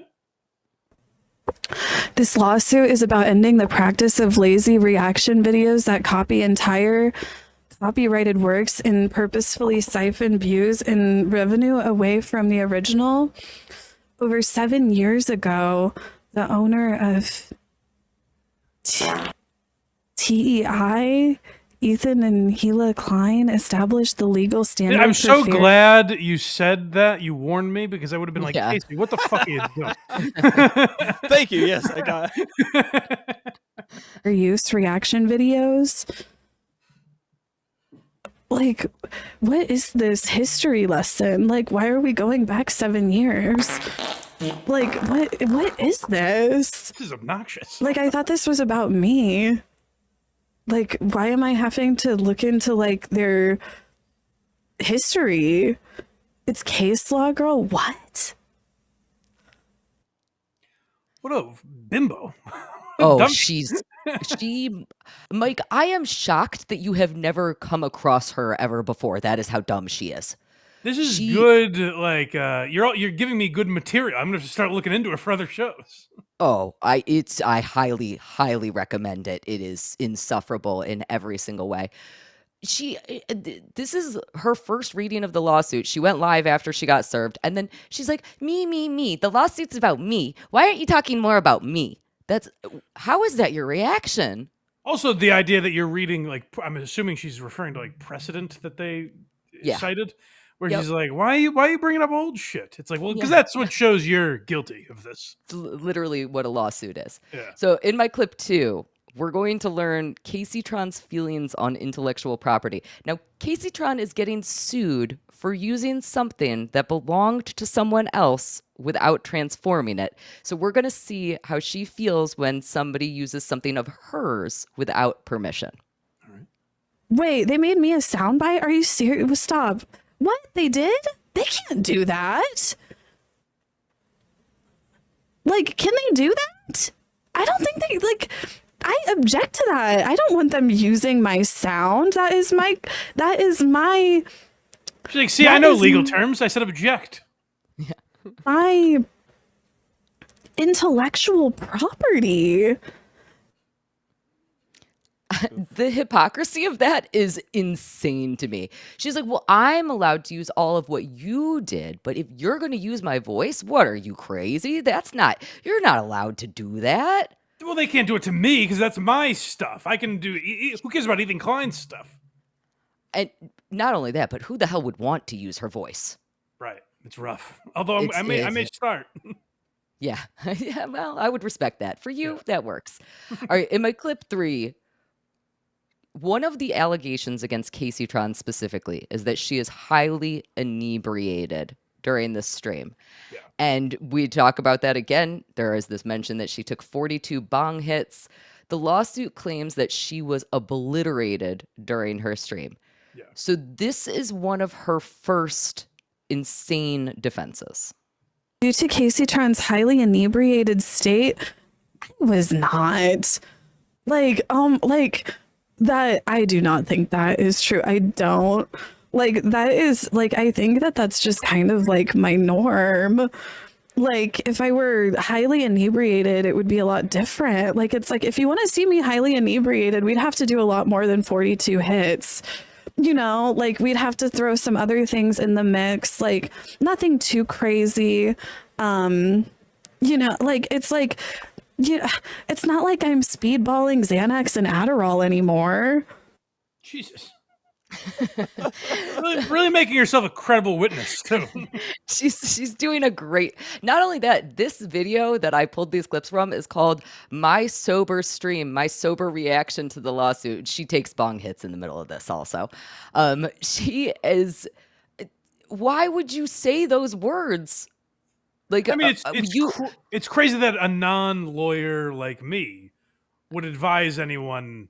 Oh, well, listen, I'm not a lawyer, but obviously don't destroy your credibility. Like the thing you said about her not remembering it, it's not only is that bad and could that ruin your case, but like if however this works, if any of her testimony is used in any way, the opposing side could completely just destroy. Well, she doesn't remember even doing this, and we have clips of her doing it. Well, not only that,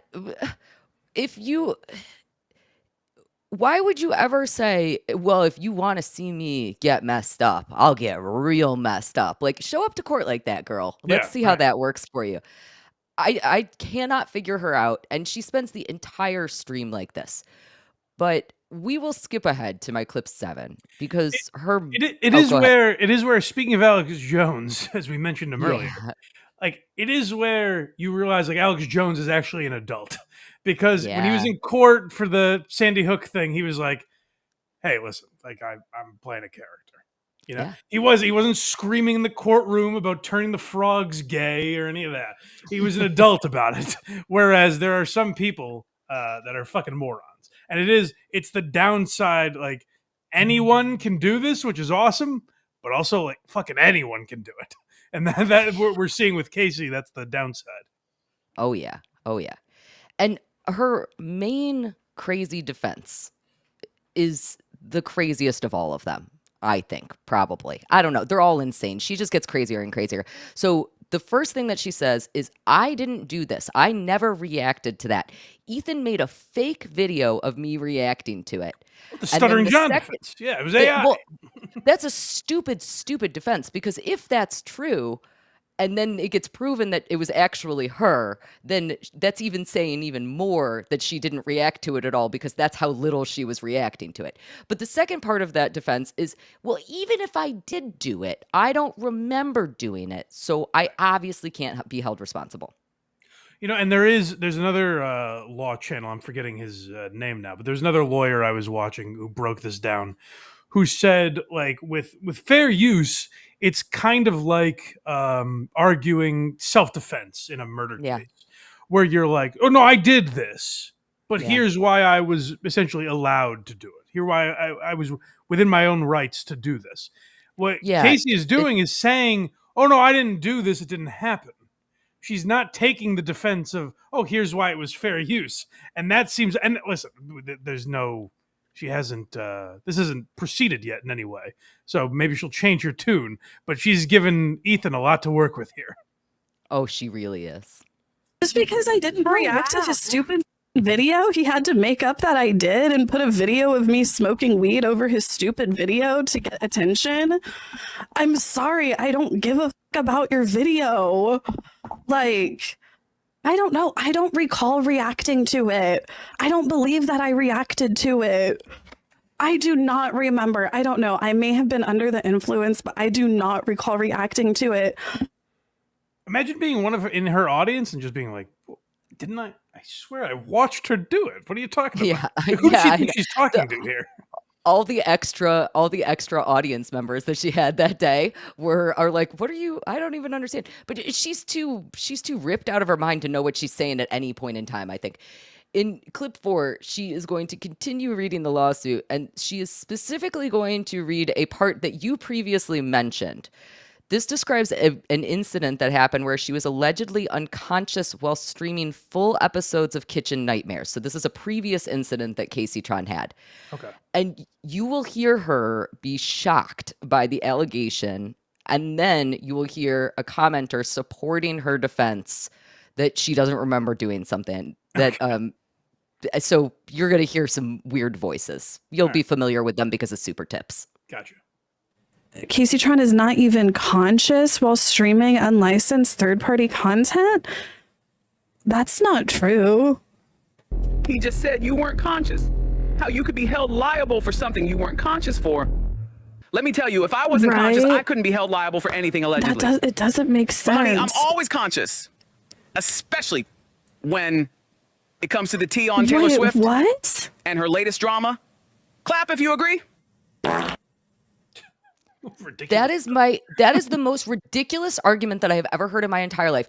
Oh yeah, if I pass out unconscious while I'm drunk driving and then I hit and kill you, I can't be held responsible for that because I was unconscious. You can't be held responsible for anything that you do when you're unconscious. So obviously, it's like in The Simpsons, like I'm just going to start doing this. And if you get hit, it's your own fault. Like, girl, what are you?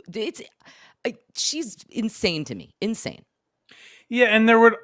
I think she's trying to. I'm not enough of an expert in true crime to be citing this, but I remember something where like there was a case where someone took an Ambien and like went to bed, but then like because of the Ambien, got up and got behind the wheel, and I forget, like I forget if it was like vehicular homicide or whatever the case was, but the defense was like, I took this Ambien, I went to bed. I didn't have the intent to. There's something there that, at least outside of a courtroom, at least to me, like that argument makes sense. This argument that like I was fucking fucked up, like what's the big deal? But you just turned on your camera and streamed. Like, who cares if you were drunk? That doesn't mean anything. Yeah. Maybe just don't do it. Right. So my item that is labeled 5 is going to be a screenshot from Casey Tron's Twitter. Okay. And this is going to be maybe her craziest theory of all of them. She says here that this lawsuit isn't about copyright. This is about evoking incel support. As someone who has been the target of incel support for 10 plus years, there is a lot of them, and few of them speak up against it. Men who delight in humiliating women for clicks. I am so tired of being a target for this. Yeah, so that might be where some of the Ethan is sexist stuff started. And because like Ethan lives in that world, I don't feel that bad about it. He wasn't like canceled or anything for this. It was just shit that he took for a little while. But it is funny, like, it's so out of bounds, and I'm glad we now live in a time where that is kind of laughed at. I'm sure in, like, her circle, she got a lot of support for it, but at least I'm glad that we now live in a time where, like, corporations aren't like, yeah, Ethan Klein we're pulling our advertisers. Like, but that would have happened, like, 3 or 4 years ago. That wouldn't be a crazy thing. Yeah. My cat just busted in the room, so if you hear a cat being bad, that is what's happening. Apologies. Okay. All right, no worries. But we'll talk more about Casey Tron. Now, again, the reason that I pulled these clips from her is because we just don't have a lot of information about what these ladies are going to have as their defenses. We really don't know what they are going to be able to say because they don't have a lot of defenses. I think that their best bet might be fair use. Maybe. They might be able to have a no substantial harm argument where they say, listen, we didn't injure him in a monetary way to an extent that he is, actually injured in any way. But overall, they're just not going to have any defenses that I see. So all that I could pull from Casey Tron's videos was in my clip 6. It's just Casey Tron's annoying voice, and we'll hit on a topic that she's already hit on. All right. If people think your voice is annoying, then they need to go outside and meet more girls. It's sexism, isn't it? No, like, you know who always says I have an annoying voice? Incels. Oh, I was afraid that might be the answer. How could it possibly be? Who would have expected it?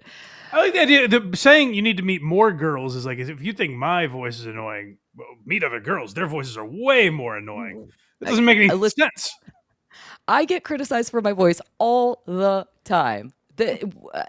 I don't. Who cares? Wait, how is this feminism? How is it feminism? I don't feel supported in any way by her arguments there. No one's ever called my voice fake and annoying and weird. It's never happened because I'm a guy, you know. So we did touch on the idea that Ethan sued 3 women. And there has been a lot of accusations and criticism against Ethan about being a misogynist because he chose to sue 3 chickie poos. But I made this point earlier, and let's be honest, women suck at things. So it's not a surprise to me that the men were smart enough to make enough commentary not to get slapped with the copyright lawsuits. Kaylee, right? I appreciate what you're doing, but you don't have to eat on the floor here. You're fine to be a woman. We respect you. It's okay. I am happy to be a respected woman, but I have never respected 3 women less than Denims, Frogan, and Casey Tron. And I have just spent a lot of time with them. So, good God, let me insult the women right now. I need it. I need this in my life. After Ethan got all of that criticism, he said, well, I will just go ahead and add SeanDaBlack into the lawsuit. I'm going to sue him also. And that drew even more criticism. Now, Mike, I know that you are blind. Correct. That is my understanding. Yes. So if I told you that a creator's name was SeanDaBlack, or if I, for example, said that my name was, I don't know, Lucy the White, would you have any sort of like guesses about anything about that person? I would have a guess, yeah. Especially when you see the way it's spelled. It's not SeanDaBlack, D-E-B-L. It's SeanDaBlack, like Sean the Black. Yes, absolutely. So now, because he said that the 4th person that he was going to bring into the lawsuit is black, he is not only misogynist, but he's also racist. Very important. I got to criticize Ethan for a second, though. Why? What are you doing? Why are you catering to these people? Like, all right, I'll sue a guy too. Like, what are you doing? He is loving it. That's the problem, is and that's one of the reasons that Ethan is so unlikable, is because he is relishing in the fact that everybody is siding with him right now. You know, it's completely insane. I literally just realized that I said, what if my name was Lucy DeWhite? And I should have just said it if I told you that my name was Lucy Tightbox. Why did I? Good point. I don't imagine my name was something ridiculous. Like, yeah. Unlike Lucy, let me think of something. Not Lucy Tightbox. I don't know. Yeah, I don't know where I was going with that. It was really dumb of me. I didn't want to dox myself. I guess that was the problem. Right. So the way that Ethan goes about doing this is, after he gets criticism about being both racist and misogynistic, Ethan's way out about it is saying, well, I won't add SeanDaBlack to the lawsuit if the girls who are already included apologize for calling me misogynistic. And then when he got more criticism, he says, well, I won't file the lawsuit against SeanDaBlack if Hasan donates $25,000 to the GoFundMes of each of the 3 girls who are getting sued, which came across as like bullying the girls into submission and then holding Hasan hostage and blackmailing all over SeanDaBlack, which was silly. I don't know. This is where everything starts getting so silly to me. Ethan's spiking the football up by 30. He's like, Ethan, you're winning, bro. You're fine. Don't worry about it. Don't do too much here when we're all on your side. People that hate you are saying, like, I think Ethan's got a case. So I don't know why maybe he just can't help himself with some of this stuff. He can't help himself. You're totally right. So we're going to check out in my last clip here. This is going to be clip 8. SeanDaBlack is going to be reading Ethan's response. Okay, I was kidding about suing SeanDaBlack. I thought it would be funny to add a guy after being called a misogynist. We do a little bit of trolling on vacation. The truth is, if I thought I had a good case, I would have added him from the start. He was very close to making the cut, though. Anyway, pretty funny how you all went from calling me a misogynist to calling me a racist. For the record, I didn't even know Sean was black. So it turns out my lawsuit isn't racist, just misogynist. But if you ask me, I am a true feminist. I hold people accountable regardless of gender. But go ahead and tell the judge about how it's not fair that I'm targeting 3 women. Let's see how that works out for you. Yeah, I'm just telling you, take it easy. Like none of that makes him look good. Like, how does that help him in any way? No, it doesn't. And what ultimately ended up happening with SeanDaBlack is that he didn't get included in the lawsuit because he made enough commentary, and Ethan explains all of that. He says he made enough commentary. He didn't say that he was trying to drive viewers away from my channel. And if I was going to include him, I would have included him in the first place. Right. And this is where, again, Ethan wins by being an adult, because he knows no matter what kind of victory laps he takes on Twitter, that no judge... When I say no judge, I think, again, maybe a few years ago we would have been in a world where this could have happened. But realistically, no judge is going to be like, I don't know, man, you sued 3 women. That's a little sexist if you ask me. They're going to be focusing on the facts of the case. I will say, though, that judges get to do whatever the heck they want. So if a judge wakes up and his wife didn't give him a blowy, then maybe he hates women that day and is going to be more in support of Ethan, or maybe quite the opposite. God forbid it's a female judge. Ethan, Yeah, I know. We don't talk about those here, please. Hey guys, I have a few super chats. You want to hear those real quick? Sure. Alrighty. Thank you guys so much for donating here. Sorcerer for $1.99. So, would you prefer a better messenger? Meaning, I don't know what that means. Than Ethan Klein on this particular. Oh, I mean, in a perfect world, sure, yeah, but like, I do appreciate, like I've said through this whole thing, like Ethan is an adult in this group of hateable people. Where like that SeanDaBlack video, I watched it to get context for him, and again, I agree with SeanDaBlack in this case, where it's like, Ethan, what are you doing? Yeah. But I watched SeanDaBlack, and he's just an unlikable guy. All these people, maybe it's just because it's not my world. Maybe they would think the same of me.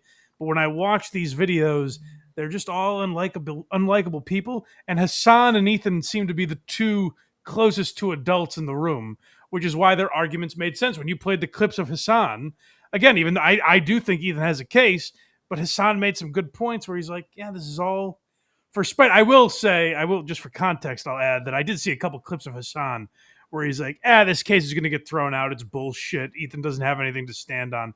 That I don't agree with. I think it's crazy to say. Tons of people keep saying that. Tons of the Hasan supporters are saying that. Explain to me why. I want to understand why you're saying that. What about this is bullshit? There's a chance he loses, maybe? Because like you said, yes, it is absolutely indefinable, some of this stuff. I think that what's going to happen is that he is going to lose in the low courts, and then he's going to appeal it to a higher court, and then he's going to appeal, and he's going to take it all the way to the Supreme Court. I don't necessarily think that he is going to win. I think it's entirely possible that he loses, which pushes this into the higher courts. And what's really interesting about Ethan being able to do that is that Ethan has the money and the spite behind him to do that. He's going to keep this going. A lot of the time with these copyright lawsuits, judges will encourage the parties to try to settle outside of court. There is no way Ethan is settling this lawsuit. He does not care about the money. That is not what he is in for. It's fueled by hate. It's not about him winning $150,000 or something. Absolutely. All right, a sorcerer with another $4.99. Thank you, sorcerer. This seems like an unserious space becoming immediately serious. Learning on the job from mistakes seems at some threshold streamers need lawyers. Yeah, there's something to that. Where, like, I mean, you listen to Casey Tron. I don't know how many legalese she deals in. So that's a good point. She was so smart. She was so smart. But I think that there's something to be said for like this. When Stuttering John threw me into his lawsuit. Yeah. It was ridiculous. And I do feel, and maybe this is just selfish of me, I feel I was even more ridiculous than some of the other people involved. You know what I mean? Like, if you want to look at like Shuley playing those phone calls, I don't think John is a case because of the state laws. they were in Kate was in a one-party state. Yep. But I'm 3 levels removed from that, where I played a clip from Twitter, and John tried to lump me in there. But I'm at least enough of an adult to ask people in my life, do you think I'll actually have to like go to court for this? Like there was some level of seriousness, even though I knew it was obviously ridiculous. Lawsuits are very serious. I will say this time and time again. You know, Carl and Shuli sometimes make a commentary that they would like to have this lawsuit happen. And there have been many lawsuits within the Stuttering John realm that I would like to see happen so that we can hear the equivalent of gastrointestinal noises, but with our potatoes and puppets. I would love to see that in legal paperwork. That being said, it is not fun to get sued. It does not matter if you are in the wrong. It is something that you lose sleep over. It is something that you lose money over. It is something that you lose time over, and you never get those things back. And that sucks. There's these girls, especially right now, need to stop talking. They need to stop posting on Twitter, and they need to lawyer up. Yeah, that would be what I would. Again, I'm not a lawyer, so who knows? I'm amazed by the amount of support they've had for a legal fund that seems to be useless. Like, what are they supporting? That legal fund I is just don't. Direct payment to Ethan Klein. Oh, those are actually. Yeah, right. Have you seen the videos of Ethan Klein reacting to the GoFundMe's? I didn't even mention that. No. There almost everybody who was donating, I believe it was Casey Tron's GoFundMe, it might have been Denham's. Almost everybody who was paying $5 to donate was commenting stuff about how, like, here's money to put in Ethan's pocket. Here's money to put it, like, here's a taco for his family. Yeah, the comments were very pro Ethan on the donations, and I think the reason that they were donating was to be able to put a comment up. Wow, it's funny. Yep. Hamilton Burger, $2 Canadian. Your Honor, I was California sober. Case closed. I was fucking zooted, brother. Like, what do you want? The judge immediately takes 42 bong hits. It's great. Yeah, just from that perspective, even if you think like, oh, maybe I'll get out of it if there's some state I was in where I can't speak.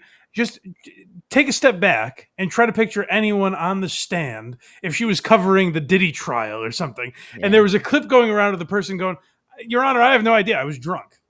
That would be the most mockable clip ever. Like, it's amazing people don't have that ability to separate themselves from things like that. You know, in the Harvey Milk case, they had the sugar defense. This is the retard defense. retarded. Yeah. Hamilton Burger. No, we did that one. Sorry. King Caprice, $2. Can we get that Casey Tron clip in John's voice?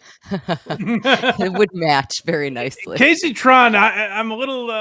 You got me titillated by Casey Tron. I'm into her. Let me tell you, anytime that you want to talk about Casey Tron, Mike, I could have pulled 50 clips from the one video that I watched of her. I'm in love. At one point, one of her defenses is that she has a boyfriend. Somebody says, you're in love. Somebody says, you're in love with Hasan Piker. And she goes, I'm not in love with Hasan Piker. And then she pauses for a really long time.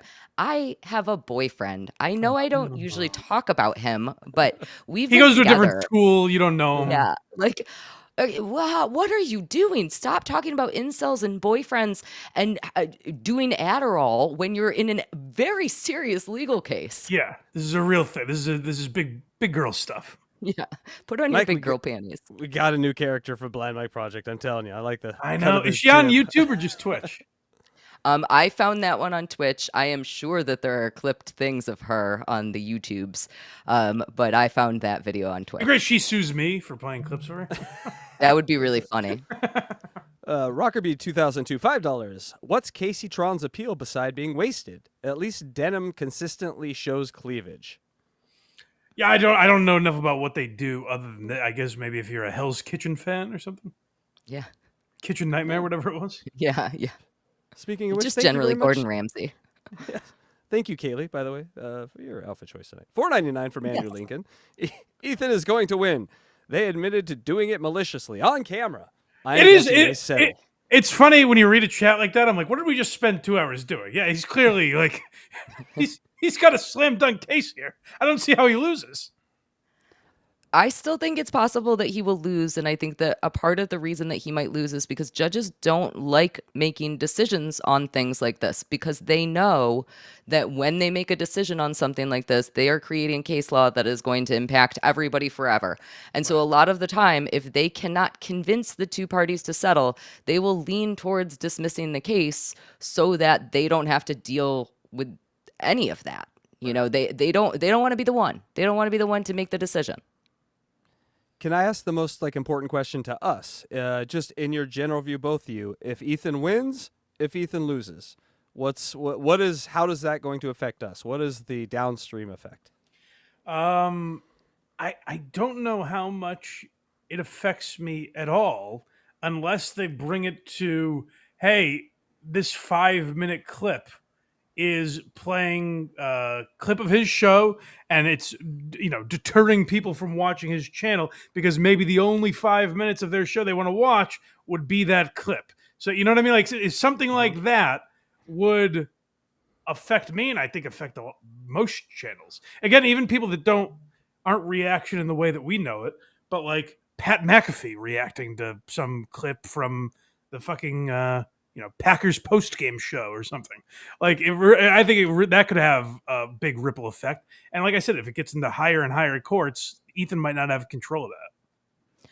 I actually think that it is not going to affect us directly. I think it's going to affect us in a bigger way. I think that the way that it is going to affect us, especially if he wins, is that I think that streaming platforms like YouTube, like Twitch, like Rumble, I think that they are all going to crack down on copyrighted material. So right now, Mike, you were kind of describing one of the things that happens when we post a video that includes copyrighted material. So let's say that I create a 2-hour-long YouTube review of a movie, and in that I use 5 minutes of movie clips. Right. What happens is that I will get a YouTube notification that says, hey, you can't use this. And then I will fight that and I will say, well, I was in fair use because of X, Y, and Z. And the reason that happens is because there is an algorithm that senses that I used material. And then when I say, nope, it was fair use, a human reviews it and sees that it was. Mm-hmm. I think that what this lawsuit has the potential to impact is the way that the streaming platforms allow us to use those materials. It's not necessarily that it will or won't be fair use, but I think that the streaming platforms are going to become much more compulsive about what they are not allowing, and that will change how we make videos. Yeah, and there's something to be said for bigger channels too, because even already with the two we've noticed it with is if we play clips of Kill Tony and Barstool Sports stuff, I think they like copyright everything. Yeah. So automatically, like they're not going after us or anything. Just like automatically, if we play a Kill Tony clip, it'll get taken down and monetized. It gets immediately flagged, and then we have to fight it. So there might be more stuff like that where even if I play a clip of fucking Steel Toe or something. Like YouTube might just have it in the algorithm that gets flagged automatically. Yeah. So for example, all of the creators, all of the clippers that are like Doom, you used Doom as an example earlier. Yeah.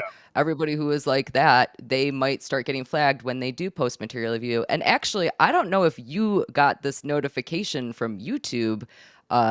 I believe it was yesterday. It might have even been this morning, but I got an email from YouTube on my creator platform this morning that said, we have new ways for you to figure out if there is going to be any of your material stolen. Try our new ways of finding it. And I was like, oh, YouTube is literally already thinking about how they want to react to this lawsuit. So what we are going to see, I think that what this lawsuit is going to do is it is going to change how the platforms want to handle this sort of material. Yeah, and I think that'll end up being probably not great. I don't see a world where it's going to be horrible. I don't see a world where that's better for us. Well, it's rewarding panel shows where people just sit and pick their nose and like just look at each other because that's original content. They don't have to deal with Warner Brothers on that. Right. Yeah. That's the thing is like in theory, like with Why Are You Laughing or something, I guess I could talk for 8 less minutes, like do a 45-minute show about Chris Rock and like his life, and it just feels like it would make less sense if I'm not giving some clip for context. If I'm describing what he said at one point, it just I think would make all these shows worse. It's just unnecessarily, in my opinion. Yeah. Well, it would be, and you said this earlier also, it would be like watching the news and then not getting the video of the house on fire. Right. We need things in order to support the words that we're saying. Otherwise, we can just say anything, and that's also sometimes dangerous. Right. We become, I hate to keep using him as the example, but Aaron Imholt describes these feuds he has, and he just describes them. And even like, if I'm doing that about someone I don't have a feud with, if I'm doing it about, like I said, Chris Rock, I might get stuff wrong. Like, I'm just going from memory of how I remember this clip being if I can't play it and react to it, I think there's some fundamentals here that it talks about creators too, because like we are a remix creators. We're all from blues music to modern music, it's all been a remix of what came before. And this feels like the first generation that's trying to stop what came before, have everything can be completely original going forward, but they're just going to make the same things that were made before, but without sort of the knowledge and the history of the being able to be a remix. Being able to be a remix is a huge part of music and creation, so that feels like it's at stake with this sort of ruling. It's tough to do a channel like this and try to defend it, because I get the argument. I get the argument against it. Where like Bo Burnham had a great sketch in Inside, where he does a song, and then the next sketch is him reacting to his own song and breaking it down. But so he plays the video, and when that video ends, it's his reaction that he's watching, and he goes, "Oh, I guess we get to my reaction here." And now he's talking about that, and the video just loops upon itself over and over again. So it's just endless commentary, and it's a brilliant way of saying, we're just in a time where things are reactions to reactions to reactions. So I get that. But also, as a guy who likes talking about this stuff, I also think like it's interesting to a lot of people that otherwise didn't have somewhere they could go if they were interested in Harvey Piker on David Letterman and hearing people talk about that. I like providing that, or I like finding other people that provide that. So like it's tough to defend, but because I'm into it, the defense feels easy to me. But I get why artists don't see that. Like to a degree, I do get people who say like, just make your own stuff, because they don't realize there is like a skill to that. I won't call it art, certainly, but there is like a skill and there's a way you have to go about it to make it interesting, Yeah, absolutely. Okay, one more question for you guys. What is more an existential threat to content creators and what we're doing? What we're talking about here, or NFL and college football being picked up by YouTube? Because isn't the real danger here that YouTube picks up NFL and that's it for N-words and B-words and all that shit? You know what? A year ago, I would have said the NFL stuff, because that was ruining you. As a creator, I noticed certain things, like even them flagging like curse words. Yeah. Like if I said like fuck in the first 10 minutes. Kids watch sports, man. And it was because they were trying to partner with the MLB and the NFL and all these leagues that like they're trying to. But I will say in the last year, YouTube has seemed to ease off some of that stuff. They have. They're like, all right, how about just don't say the F slur? Are we cool with that? And we're like, or just fine. Twice a show. Yeah. What do you think, Caleb? I've only been posting things on YouTube for a couple of years, but I have seen a huge change in that. I used to get flagged for every single movie clip that I would include that had any sort of blood in it, and I don't get flagged for that anymore.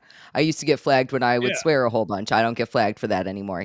So it definitely, there have already been, I have seen improvements to that stuff in my short time, but who knows? That might be, honestly, like he's gotten a lot of shit, and I don't think he's done a great job with Twitter or X. But that might be something like Elon buying X made some of these companies be like, all right, we 100%. can't censor fucking everything, Yeah. At least there's one place, one market that's open. That forces other markets to open up, because we'll just all go there to the open. And Rumble offering that probably made them change a little bit, Yeah, we got one more super chat here from Hamilton Burger, Canadian $2. Instead of clips, Mike draws pictures of comedians. Hey. That would be fun. I'm into that. You should do that. That could be fun. All right. Well, thank you to everyone who super chatted. We appreciate you guys. One more time, I recommend you go to Once Over with Kaylee on YouTube, Cayley, and check out the Murder Games podcast, and check out everything Lucy Tightbox does as well. Yeah. Anything else they should know, Kaylee? I will be in Detroit for Who Are These Podcasts Live coming up. That is September 12th. Don't promote that scoundrel on this. I know. He's such a jerk. I can now officially highly recommend a WATP live show. It was a great experience. Yeah, I want you to come to all of them now. It was so wonderful. I felt like you and I hardly got a chance to talk, so I'm glad that you and I got a chance to talk tonight about this crazy, crazy lawsuit, because this was a blast. Thank you so much for having me. Thank you for coming on, Kaylee. I would like to do this more often. I had fun doing on Blind Mike Project. We don't really do serious breakdowns like this, so maybe we'll do more like this in the future. I'm in. At some point, I didn't even mention this. At some point, these girls are going to respond to this lawsuit.